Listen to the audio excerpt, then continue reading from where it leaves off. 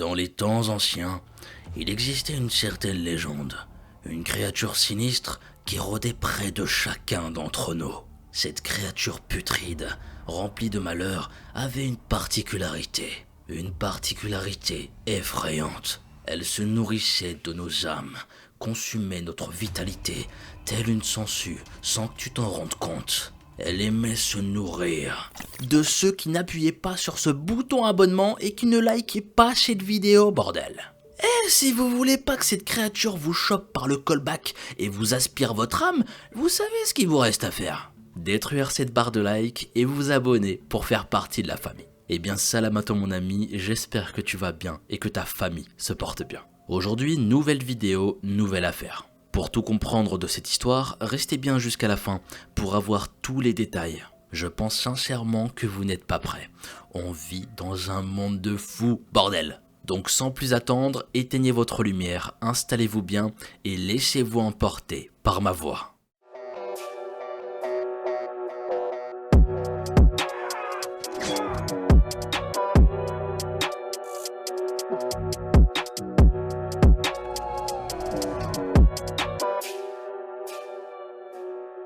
Je m'excuse par avance pour les mots à consonance russe, je risque fortement de les écorcher, donc m'en voulez pas. Maintenant, immersion dans cette histoire. Anna Alexeyevna Repkina est née le 24 septembre 1989. Dans la vidéo, on va l'appeler Anna ou Anna Repkina, faut pas non plus abuser. Elle est née dans le petit village Nemchinovka, dans le district d'Odintsovo, près de Moscou, en Russie. Elle a grandi dans cette petite bourgade, au sein d'une famille modeste, mais soudée. Avec sa mère Yelena, qui était institutrice et son père un militaire à la retraite, il vivait dans un appartement au 9e étage. Dans cette résidence, tout le monde se connaissait.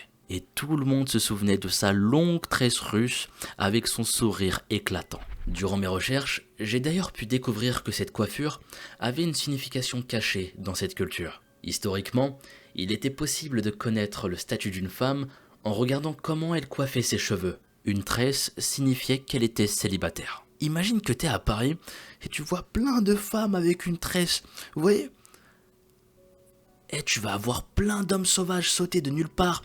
T'as pas un numéro ? J'ai vu que t'avais une tresse. J'imagine trop la scène, tu te balades avec une tresse, mais t'es foutu. Enfin bon, vous allez me dire, pas besoin de tresse pour se faire aborder de nos jours. Enfin bref, ce n'est pas le sujet. Concernant les femmes fiancées, elles rajoutaient un ruban à leurs cheveux, tandis que les femmes mariées en portaient deux. Voilà, terminé pour la petite parenthèse, revenons à notre histoire. Dans ce petit village, tous sont unanimes concernant Anna. Elle est décrite comme une très belle personne, une âme magnifique. Une jolie jeune fille, gentille, attentionnée, drôle, studieuse, n'ayant aucune mauvaise compagnie et menant une vie ordinaire. Comme moi, elle aimait les chats, et l'un de ses passe-temps était la musique. Elle aimait particulièrement le rock. Elle se rendait régulièrement à des concerts. Et elle s'était même acheté une guitare électrique bon marché. Elle possédait également un bon sens de l'humour et envoyait constamment des messages amusants à ses proches. Très intelligente et parlant couramment l'anglais, elle aidait les enfants de ses amis dans ce domaine. Arrivée à l'âge adulte, elle s'est diplômée de l'Académie de l'État de la culture slave. Par la suite, elle a obtenu un bon emploi dans la société internationale IKEA.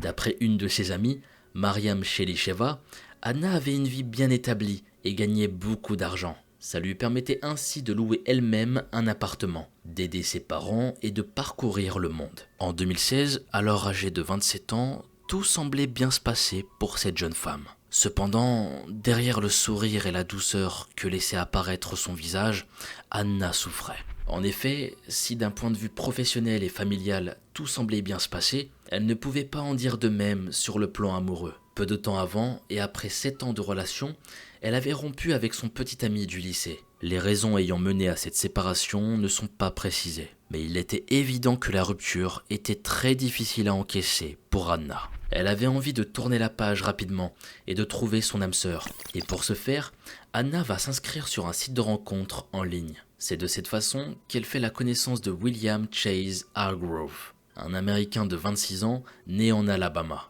Ce dernier était videur dans un club, le Peacock Bar and Grill. Il vivait à l'autre bout du monde, à Corvallis, dans l'Oregon, soit à plus de 5500 km de chez elle. Cet ancien mécanicien automobile était décrit comme quelqu'un de simple, facile à vivre, drôle et sympathique. En dehors des voitures, Son ex-colocataire et ami Jamie Klotz le décrivait comme quelqu'un de cliché, un geek au niveau de ses goûts. Il adorait en effet les comics et était un grand fan de Star Wars et de super-héros. Il traînait d'ailleurs ses amis à tous les films Avengers. Ça me rappelle d'ailleurs que ça fait super longtemps que je suis pas allé au cinéma. Pourtant, j'aime beaucoup ça. Bref, Joseph Thompson, comme la plupart de ses amis, dit de lui que c'était un bon vivant, qu'il avait beaucoup de tchatch et d'humour. D'après eux, bien qu'il ne soit pas évoqué comme quelqu'un de beau, c'était un homme charismatique, souvent entouré de femmes. Il racontait avoir servi dans l'armée, dans le corps des Marines plus précisément. Dans le cadre de son service, il s'était rendu en Russie et avait alors développé un gros attrait pour tout ce qui touchait à cette patrie et à son peuple. C'est la raison pour laquelle il s'était inscrit sur un site de rencontre spécifiquement. Il était indéniable qu'ils avaient énormément de points communs et leur passion pour la musique les a fortement rapprochés. Rapidement, ils ont commencé à regarder des lives YouTube, des concerts et à échanger au sujet de leur groupe favori. Malgré la distance et le décalage horaire entre eux, il y avait beaucoup d'attachement. Et il y avait ce petit truc qui a fait que ça a matché presque instantanément. William envoyait régulièrement des fleurs à sa belle et se montrait très attentionné. Ils s'échangeaient des centaines de messages par jour et s'appelaient presque quotidiennement par visio. Après quelques mois de discussions en ligne, Anna est sous le charme et commence à évoquer un futur commun et une rencontre en chair et en os. En décembre 2016, désireuse de voir si leur amour virtuel était aussi fort dans la réalité, la jolie blonde prend son courage à deux mains et hop, un vol direction les États-Unis. Bien que stressée, elle est folle de joie de rencontrer celui qui fait battre son cœur depuis tout ce temps. Certains de leurs échanges de l'époque ont été dévoilés et on y découvre qu'elle s'attendait à fondre en larmes lorsqu'elle le verrait. Malheureusement, rien ne s'est passé comme prévu. Je vous explique. En effet, Anna l'ignorait, mais il existe deux Portland aux États-Unis. L'un en Oregon, l'autre dans l'état du Maine, littéralement à l'opposé. En achetant ses billets, elle s'est trompée et a donc pris un billet pour le mauvais Portland, situé à plus de 3000 km de sa destination prévue. Ouh, quelle galère!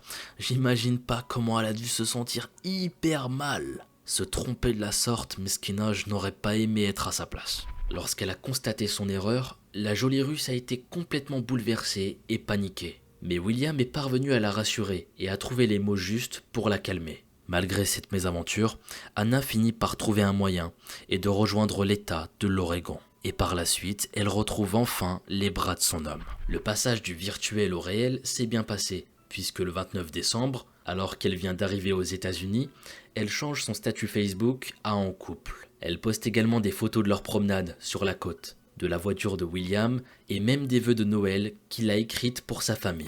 Les deux tourtereaux passent le jour de l'an ainsi qu'une dizaine de jours ensemble et semblent filer le parfait amour. Anna s'entend d'ailleurs bien avec les amis de William, qui louaient alors une chambre chez Michelle Chavez et son mari, dans la maison où le couple et leurs deux enfants vivaient. Donc ici, pour que ce soit bien clair, c'était comme une grosse colocation, où tout le monde vivait sous le même toit. Anna et William d'un côté dans une chambre, et Michelle Chavez et son mari avec leurs enfants dans le reste de la maison. Je vous précise tout ça parce que c'est super important pour se plonger dans le contexte et de mieux comprendre cette histoire. Bref, la fin de ses vacances se profile, ainsi que le retour d'Anna à sa mère patrie. Mais William ne semble pas vouloir se séparer ainsi de sa bien-aimée, et décide de clôturer ce voyage de la meilleure des façons. C'est ainsi qu'il met genou à terre et demande la main à l'élu de son cœur. Bien sûr, la belle blonde est folle de bonheur et accepte sans hésitation. Dans la foulée, le 7 janvier, elle actualise son statut Facebook en fiancée et change son nom de famille par Hargrove. C'est donc avec une belle bague de fiançailles au doigt, héritée de la grand-mère de William, qu'elle retourne en Russie. Si ses proches trouvent que ça va très vite, Anna, quant à elle, est déterminée à vivre cette histoire d'amour à fond et de tout abandonner. Elle met donc ses affaires en ordre, quitte son emploi, fait ses au revoir à sa famille et à ses amis et se prépare à entamer sa nouvelle vie. Le 1er mars 2017, elle prend donc un billet aller simple pour les États-Unis pour rejoindre l'homme qu'elle aime. Dès lors, la jeune fiancée commence à prendre ses marques dans son couple et dans ce nouveau pays. Afin d'avoir un peu plus de tranquillité et d'intimité, ils emménagent dans un appartement de Corvallis, non loin de l'ancienne chambre que louait William. Folle amoureuse, elle postait régulièrement sur les réseaux sociaux qu'elle était chanceuse d'avoir trouvé ce qu'elle voulait.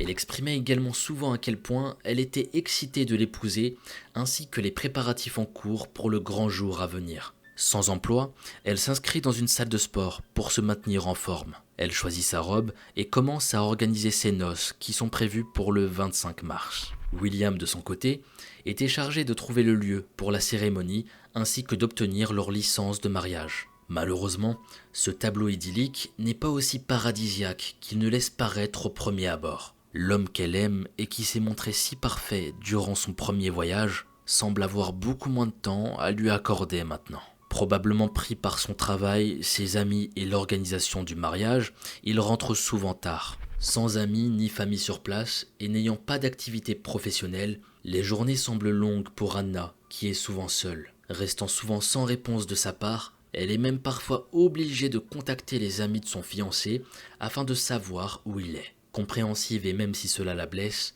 la jeune femme prend sur elle, mettant tout ça sur le compte de la routine ainsi que le stress et la fatigue. Cependant, les absences et les retards de William pourraient être presque le cadet de ses soucis, s'il n'y avait pas pire. En effet, alors que tout s'était bien passé lors de son premier séjour à Portland, avec les propriétaires de l'appartement, l'ambiance change à son retour. Michelle Chavez, la propriétaire, qui s'était initialement montrée amicale et chaleureuse avec Anna, et qui l'avait même ajoutée sur Facebook, se montre désormais bien plus agressive. Le 22 mars, elle envoie des messages de jalousie à Anna. Elle indique qu'elle en a marre de partager William avec elle. Commençant à douter, quelque peu perturbée et ne comprenant pas ce revirement de situation, Anna Repkina demande alors des comptes à son fiancé. Ce dernier lui avoue que l'ex-folle obsédée par lui, dont il lui avait parlé précédemment, c'était en réalité Michel. Apprenant ça, Anna demande alors à Michel de cesser de les importuner et de sortir de leur vie. Fidèle à lui-même, William trouve les mots justes pour rassurer et calmer celle qu'il appelle affectueusement l'amour de sa vie. Les jours passent et le grand jour rapprochait. Les deux futurs époux se dirigent vers le lieu prévu pour la cérémonie, dans la côte de l'Oregon. En chemin, William s'arrête à un Walmart, une genre de supérette américaine. Là-bas, il achète les alliances, tandis qu'Anna l'attend dans la voiture, déjà vêtue de sa robe de mariée, importée de sa Russie natale. Une fois les anneaux en poche, ils reprennent la route vers la plage où doit avoir lieu la cérémonie. Malheureusement, une fois arrivés sur place, ils constatent que la personne qui devait officier le mariage n'est pas là. Déboussolé, William annonce aux témoins ainsi qu'à Anna que la personne qui devait officier est malade et ne peut pas venir. Pour se consoler de ce jour raté, devinez ce qu'ils vont faire. Les deux amoureux viennent de rater leur mariage, mais tranquille, on va se restaurer avec un bon petit Big Mac et un McChicken. Ça va réchauffer les cœurs. Et même dans les pires situations, la bouffe, ça réconforte les cœurs. Les vidéos et photos prises par les caméras du drive sont d'ailleurs les seules prises ce jour-là. On y voit Anna vêtue de sa robe de mariée. Loin de se laisser décourager par ce contretemps, le couple décide alors de fixer une nouvelle date, mi-avril, pour enfin s'unir officiellement. Mais vous vous en doutez, il y a un truc qui cloche dans cette histoire. On remarque qu'il y a des petits trucs de plus en plus louches. Je peux vous dire que quelque chose de très sombre se prépare, sinon on n'en serait pas là pour en parler. Ce que je vous propose, c'est de le découvrir sans trop vous spoiler. Let's begin.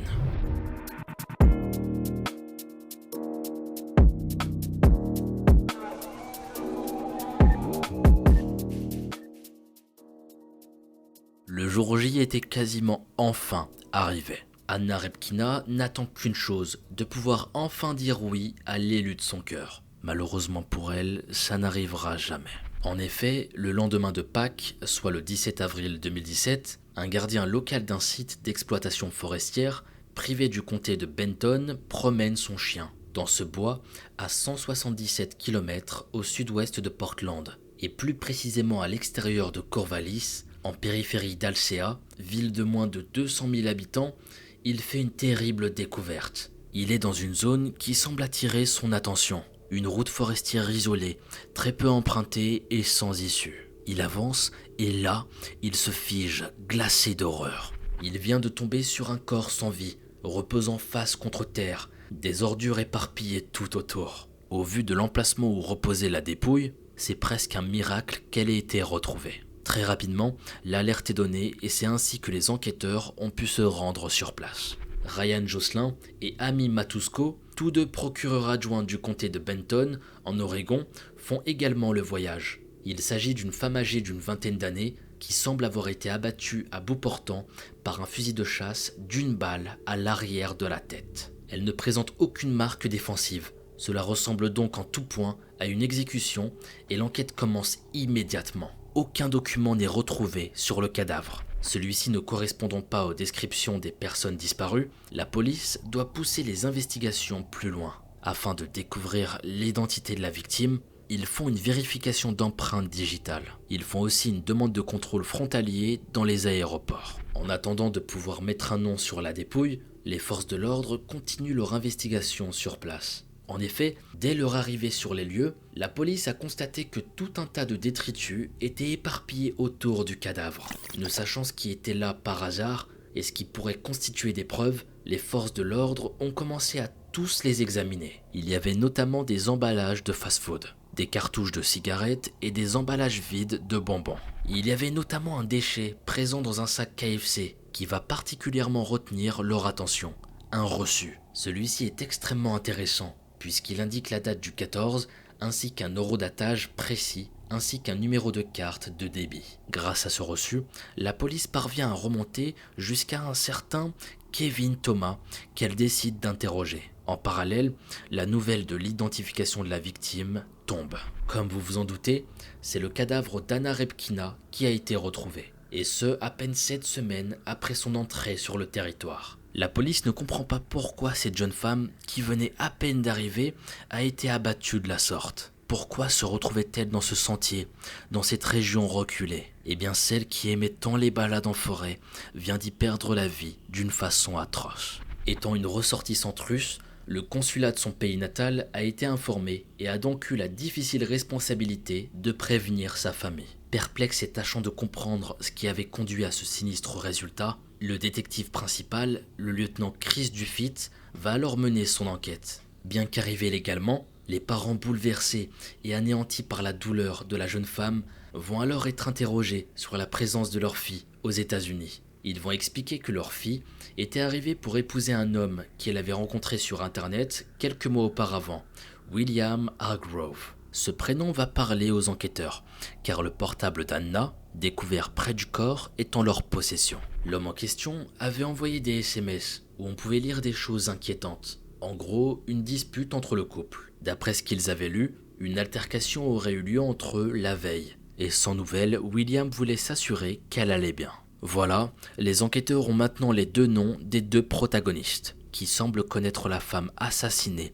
et abandonnée en plein milieu de tous ces détritus. Tout ça avait particulièrement touché le lieutenant chargé de l'enquête qui avait déclaré « Anna a été jetée avec les autres déchets ». Il est donc temps maintenant pour eux d'entendre ce qu'ils ont à dire au sujet de la jeune femme et de sa mort. Ayant de lourds soupçons sur Kevin Thomas, dont un reçu avait été retrouvé sur la scène du crime, il est le premier à passer à l'interrogatoire. Lors de celui-ci, il découvre que Thomas était un ami de William et qu'il l'appelait par « mon frère ». Ils ont aussi découvert que tous les vendredis, ils avaient pour habitude de manger un KFC ensemble et que le fameux 14 avril n'avait pas échappé à la règle.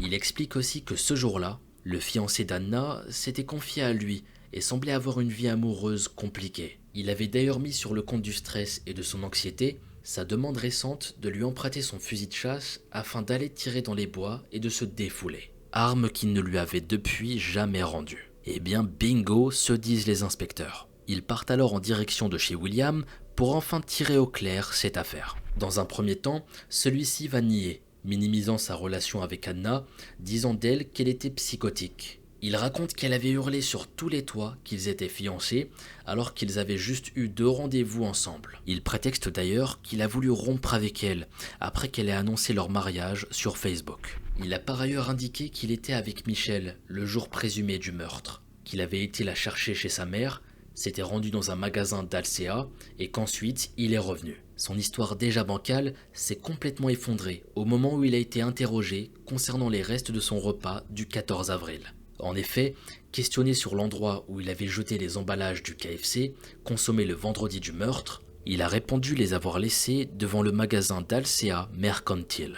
Et c'est l'erreur qu'espéraient les inspecteurs. Ils lui ont alors indiqué que c'était impossible, puisque ces ordures avaient été retrouvées sur les lieux du crime au milieu des bois. Face à ces incohérences, William, qui n'a aucun casier judiciaire, mais qui sent le vent tourner, cesse alors de répondre aux questions et demande un avocat. C'est donc le 19 avril, 3 jours après le meurtre, qu'il est placé en état d'arrestation pour le meurtre d'Anna Repkina. La police est persuadée de l'implication de William dans le meurtre de la jeune Russe. Mais elle doit maintenant trouver des preuves solides pour le faire condamner.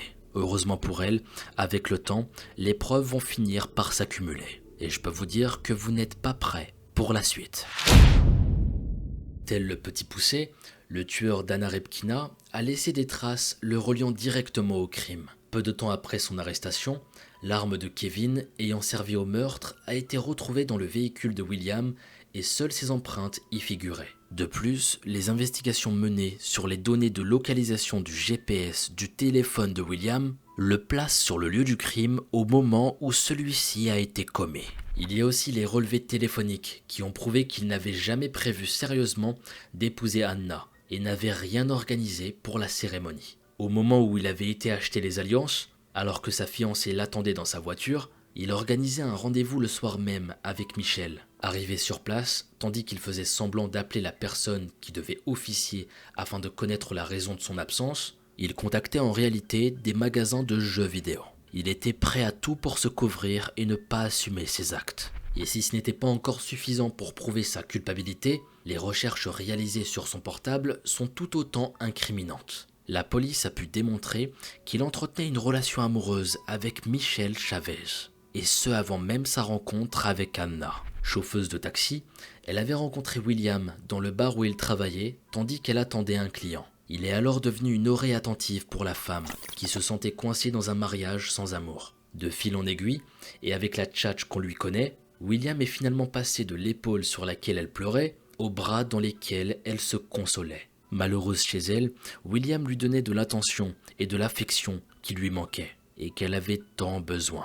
En 2016, leur relation passe un nouveau palier, et son amant vient s'installer chez elle et son mari. Cependant, cette relation ouverte qu'avait d'abord prise à la légère Michel a finalement pris une tournure que personne n'attendait. Ce qui était initialement une passade pour la femme mariée s'est transformé en un réel amour. Et si dans un premier temps elle n'avait pas eu l'air inquiète de la relation qu'entretenait son amant avec la jolie jeune Russe, elle s'est rapidement sentie en danger. Afin de montrer à William à quel point leur relation était sérieuse pour elle, elle lui a donné son alliance, lui indiquant qu'elle allait quitter son mari pour lui. Malheureusement pour elle, mais surtout pour Anna. Plutôt que de faire un choix de l'assumer et de s'y tenir, il va faire quelque chose d'atroce. Il va demander Anna en mariage et lui offre cette bague pour les fiançailles. Oui, la bague de fiançailles qu'il avait prétendu avoir été léguée par sa grand-mère était en réalité la bague de mariage de sa maîtresse. Ce gars n'a aucune âme. Se sentant trahi,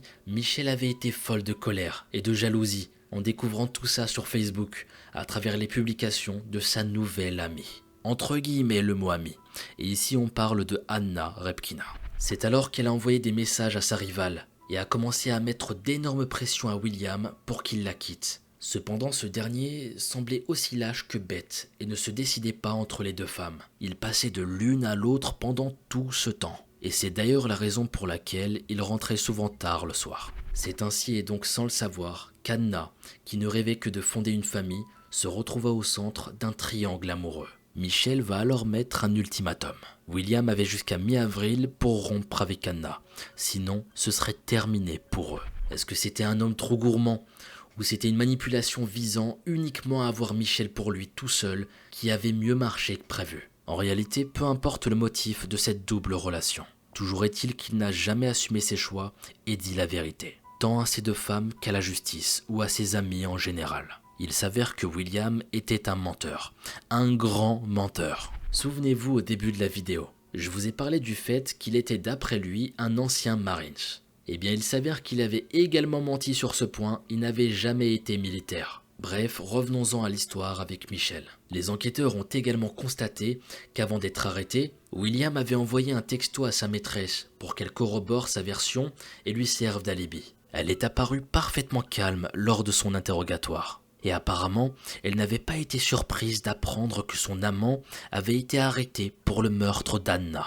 Si la femme a dans un premier temps soutenu sa version devant les inspecteurs, elle a par la suite reconnu la vérité. Dans l'après-midi du 16 avril, peu après 16h30, William l'a contactée alors qu'elle était chez sa mère. Il lui a indiqué qu'il avait crevé une roue près d'Alcea et qu'il avait besoin d'aide. Michel a alors quitté sa famille, attablé pour le repas de Pâques pour le rejoindre, et elle est arrivée à peu près 1 heure plus tard. Il a alors prétendu qu'il avait rompu avec Anna, qu'une grosse dispute avait éclaté, qu'elle a pris ses valises et qu'elle est partie. Une fois le pneu de William changé, ils sont montés dans sa voiture. On roulait un peu pour atteindre un endroit isolé, et ils ont fini par avoir des relations sexuelles. Ensuite, Michel est retourné dans sa famille, où selon des témoins oculaires, elle rayonnait de joie. À ce sujet, elle a toujours prétendu qu'elle ne souhaitait pas la mort d'Anna, uniquement qu'elle sorte de leur vie. Je vous cache pas que j'ai quelques doutes ici, mais enfin bon.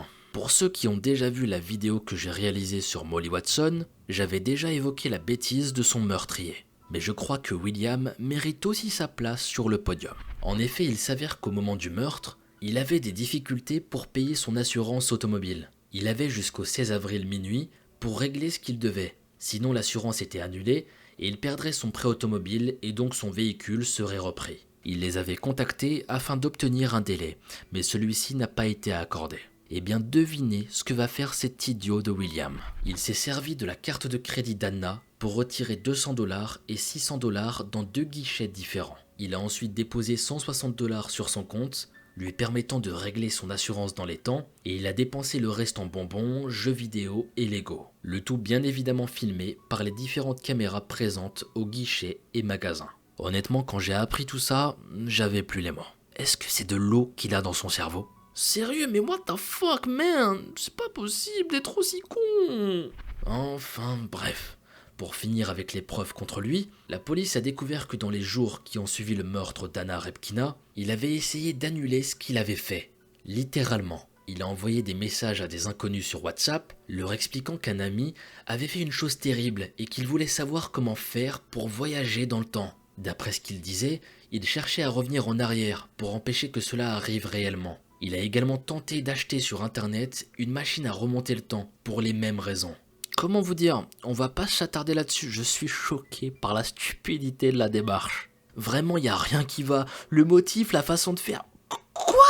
Alors soit il avait un problème mental et c'est possible, mais rien ne va dans ce sens, soit il savait qu'il allait se faire rattraper, donc il simulait la folie mentale. Et c'est possible, quand t'es détraqué à ce point-là, t'es capable de faire les pires choses, et de les prévoir surtout. Comme vous vous en doutez, et face à toutes ces preuves, en juillet 2018, William est inculpé pour le meurtre d'Anna Repkina. C'est plus d'1 an plus tard, en octobre 2019, que le procès de William a débuté, et qu'il a continué à nier son implication. Bien évidemment, ses avocats vont tenter de jouer sur le fait que Michel avait plus de raisons que lui de vouloir tuer la fiancée russe. Cependant, le jury ne s'est pas laissé avoir, et grâce au faisceau d'indices, il leur paraissait limpide que la vérité était ailleurs. Avec toutes les preuves accumulées, il semble certain que le 16 avril 2017, William a emmené Anna dans les bois. Elle adorait les balades en forêt, et elle était folle amoureuse de son fiancé, en qui elle avait toute confiance. Ça n'a donc pas dû être difficile de la convaincre. Là, à l'abri des regards, sous pression et n'arrivant pas à dire la vérité, il a préféré l'abattre de sang-froid que de lui avouer la vérité. Une fois son odieux crime accompli, il est parti rejoindre celle pour qui il ressentait une passion dévorante, et ainsi fêter ça comme il se devait. Ce procès a duré 1 mois, et près de 70 personnes sont venues témoigner. À la fin de celui-ci, William a été reconnu coupable du meurtre d'Anna Repkina, de vol d'identité et de 2 chefs de vol au 2e degré. En janvier 2020, la sentence est tombée. Il est condamné à perpétuité avec possibilité de libération conditionnelle après 25 ans. Malheureusement, dès qu'il a été reconnu coupable, ses avocats ont annoncé qu'il allait faire appel et il y a donc de grandes chances qu'un nouveau procès ait lieu. Et voici comment se termine l'affaire d'Anna Repkina. Elle a été assassinée aussi froidement que lâchement par son fiancé. Cette magnifique et courageuse jeune femme avait tout quitté par amour, pensant avoir trouvé l'homme de sa vie. Mais malheureusement, elle est tombée amoureuse d'un homme qui n'existait pas. J'aimerais bien connaître vos avis concernant cette affaire. Comme d'habitude, j'ai hâte de vous lire. Mesquina, la pauvre Anna, est partie de Russie pour espérer vivre un conte de fées. Et bien malheureusement, elle va se retrouver dans l'horreur. Concernant les cendres d'Anna Repkina, elles ont été rapatriées en Russie, auprès de sa famille. Je vous jure, quand on regarde bien tout ce qui s'est passé, cette histoire elle est hyper triste. Elle voulait avoir des enfants, vivre heureuse, vivre son petit rêve avec son homme. Et là, elle le sait pas, mais elle est tombée sur un détraqué et un monde rempli de vices. Le motif pour l'avoir tué est complètement dingue. Ils auraient pu juste se quitter et refaire leur vie, tout simplement. Enfin bon, comme on le voit souvent, l'être humain est parfois tellement tordu. Il est temps pour moi de vous laisser, chers amis, car on arrive à la fin de cette vidéo. Merci à vous encore une fois d'être toujours aussi nombreux. Et si t'es encore là, viens me dire sur mon Insta Mogota-sama quelle est la série que tu regardes en ce moment. Parce que là, franchement, je suis à court de séries. Donc donnez-moi envie. Envoyez-moi un petit message et dites-moi ce que vous regardez. Je suis ouvert à toute proposition de série ou d'animé. Sur ce, prenez bien soin de vous et de vos proches et on se dit à très vite pour une nouvelle vidéo. C'était Mogota.